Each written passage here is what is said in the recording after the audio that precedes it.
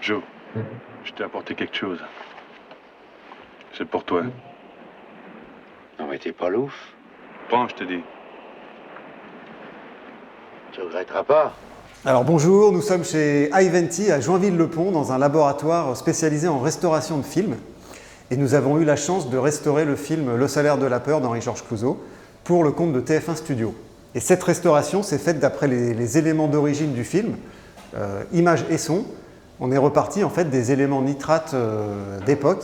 Donc ça c'est vraiment la pellicule qui était dans la caméra de Clouzot lors du tournage. Et on peut voir à chaque changement de plan évidemment une colure qui montre bien qu'on est bien sur le négatif monté du film. Le support nitrate, c'est donc un support en nitrate de cellulose qui est une pellicule extrêmement inflammable et qu'on doit manipuler avec énormément de précautions dans des lieux qui respectent des normes de sécurité bien précises.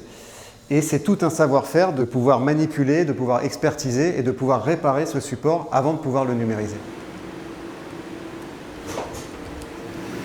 Donc le négatif du film a été scanné en 4K par immersion sur le Scanity que vous voyez ici.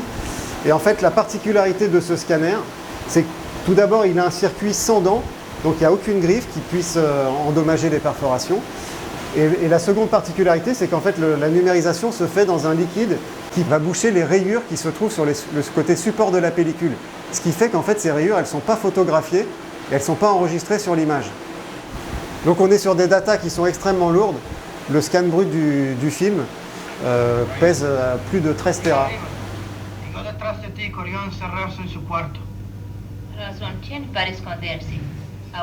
Donc là, on est en train de numériser le son du salaire de la peur.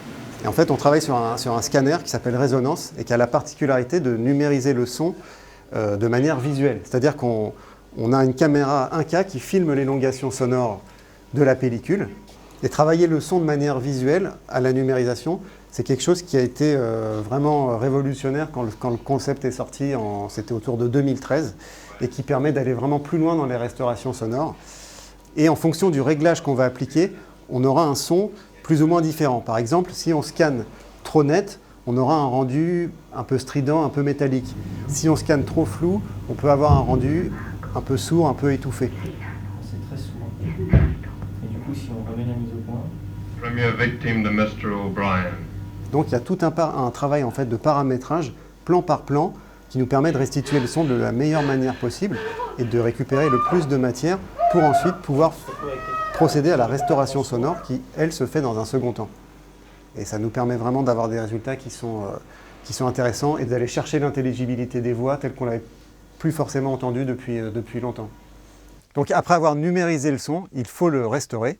Et cette étape se fait en fait avec des logiciels spécialisés qui vont nous permettre de travailler sur l'intelligibilité des voix, sur la maîtrise du souffle, d'effacer tous les clics, les plops, tous les défauts qu'on peut avoir.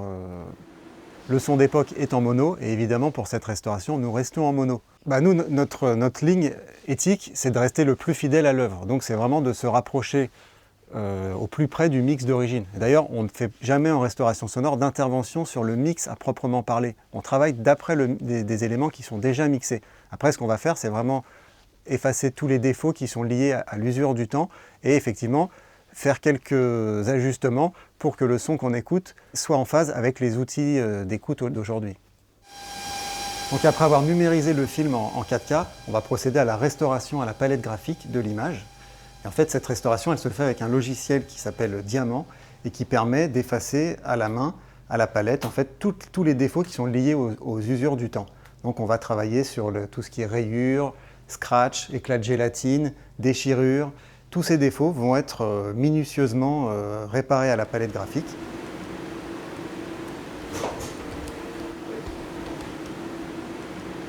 Là, on va y aller image par image. Il n'y a pas de filtre miracle, c'est à la main. Donc on va d'abord stabiliser les images et ensuite je vais venir découper tous les morceaux et les recoller.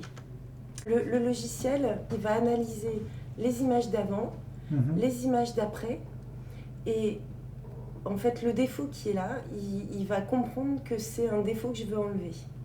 Donc en fait, voilà, il suffit de passer dessus. Donc il analyse avant-après et il va réparer en mettant la texture, il va reconstituer la matière. Évidemment, à l'écran, le but du jeu, c'est que ça ne se voit pas.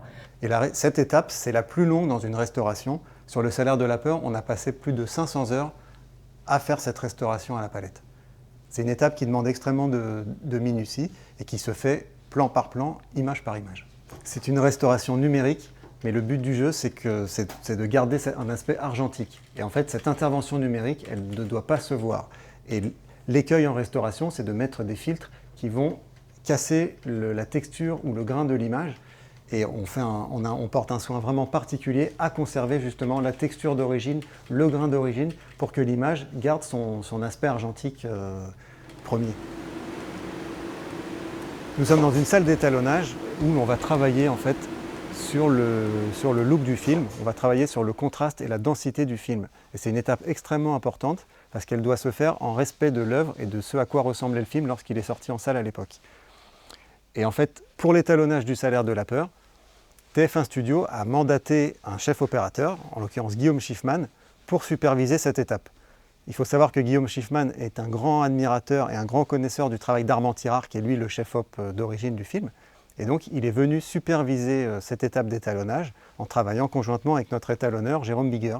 La référence de l'étalonnage, la base du travail, a été une copie 35 mm d'époque que TF1 a retrouvée et nous a mise à disposition. Et en fait, cette copie, on l'a projetée et on s'en est inspiré pour ensuite travailler sur les densités et les contrastes du film. Même si la copie est abîmée, ça aide beaucoup? Elle nous aide beaucoup parce qu'on comprend toutes les intentions d'origine grâce à cette copie. Après, le travail d'étalonnage qui a été fait par Jérôme Bigger et Guillaume Schiffman a été de restituer le look d'origine du film.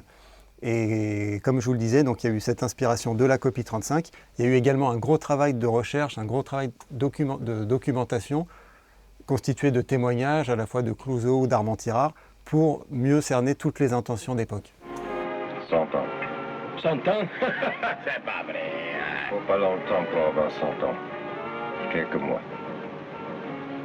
Il suffit d'être au bon endroit, au bon moment.